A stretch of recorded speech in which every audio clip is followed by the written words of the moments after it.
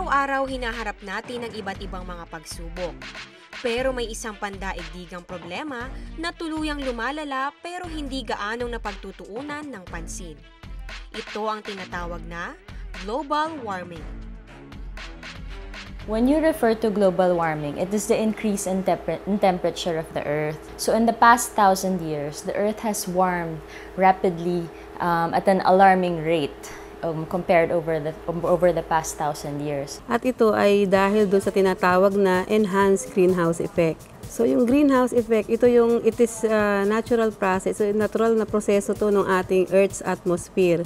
So without the greenhouse effect, yung mundo natin ay napakalamig, negative 33 degrees centigrade colder. Dumadami ang tao, dumadami din yung paggamit natin ng mga greenhouse gases na tinatawag natin. Meron silang heat trapping capability. Nakakatrap sila ng mga init na dapat sana ay nailalabas sa mundo.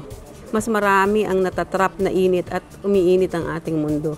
Similar yan din sa greenhouse effect that we're experiencing. When solar radiation enters through the atmosphere, ngayon, itong solar radiation, pagpasok niyan sa Earth, it absorbs all the sun's energy and it is reflected back into the atmosphere. Yung iba dyan escapes, but the others remain trapped in the greenhouse gas. Dahil dito, umiinit ngayon ang Earth, ang atmosphere natin, and that's causing global warming and climate change. Ang carbon dioxide, methane, nitrous oxide at hydrofluorocarbons ay mga greenhouse gases na lalong dumadami dahil sa ating mga gawain. Yung carbon dioxide, galing ito doon sa mga ginagamit nating mga elektrisidad, yung emission sa factories, yung pag nag-emit yung mga sasakyan natin.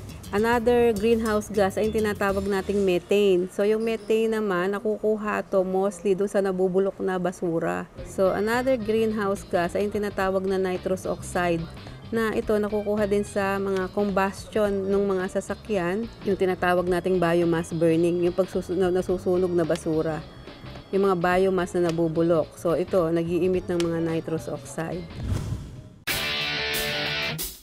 Ang hydrofluorocarbons naman ay nanggagaling sa paggamit natin ng mga refrigerator at air conditioner.